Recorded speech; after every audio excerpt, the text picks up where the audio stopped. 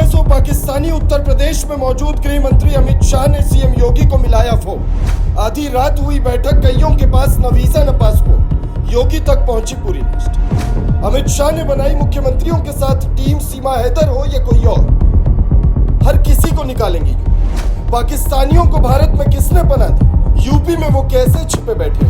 अमित शाह ने अचानक सीएम योगी से बात की तो पूरी कहानी खुल गई। उत्तर प्रदेश में इन दिनों एक चौंकाने वाला मामला सामने आया है।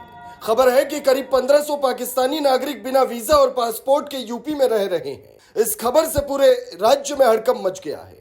जैसे ही ये जानकारी गृह मंत्री अमित शाह तक पहुंची, उन्होंने तुरंत मुख्यमंत्री योगी आदित्यनाथ से फोन पर बात की और इस विषय पर आधी रात को उच्च स्तरीय बैठक बुलाई गई। सूत्रों के अनुसार यूपी पुलिस और खुफिया एजेंसियों की रिपोर्ट में यह सामने आया कि कई पाकिस्तानी नागरिक अवैध रूप से राज्य में रह रहे हैं, जिनमें कुछ के पास ना तो वैध वीजा है और ना ही पासपोर्ट। ये लोग अलग अलग जिलों में छिपे हुए थे।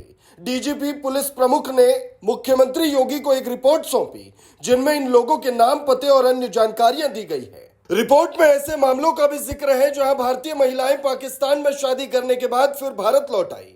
जैसे बुलंदशहर में 3 महिलाएं खुद एलआईयू ऑफिस पहुंची और बताया कि उन्होंने पाकिस्तान में शादी की थी, लेकिन अब भारत में रह रही है क्योंकि उनका मायका यही है। कानून के अनुसार जब कोई व्यक्ति दूसरे देश में शादी करता है तो उसकी नागरिकता वहीं की मानी जाती है। इस वजह से इन महिलाओं को वापस पाकिस्तान भेजने की तैयारी की जा रही है।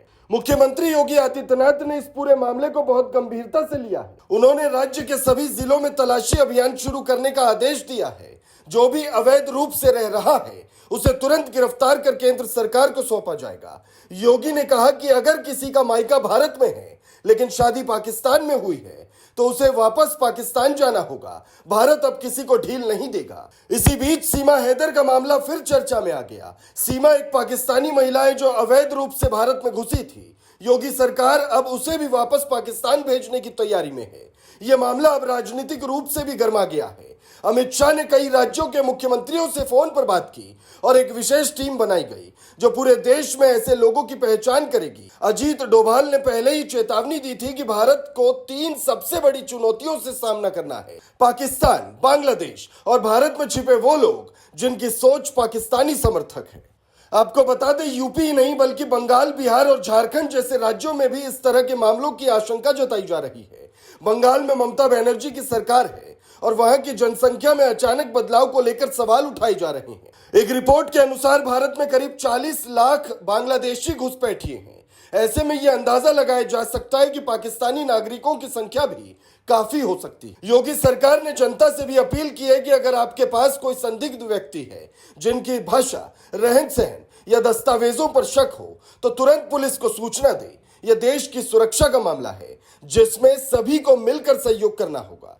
भारत सरकार अब देश के भीतर छिपे हर अवैध पाकिस्तानी नागरिकों की पहचान कर रही है। यूपी सरकार ने इस दिशा में बड़ा कदम उठाया है और यह कार्रवाई सिर्फ एक राज्य तक सीमित नहीं रहेगी। यह लड़ाई भारत की सुरक्षा और संप्रभुता की रक्षा के लिए है। आने वाले दिनों में इस तरह के और भी खुलासे हो सकते हैं।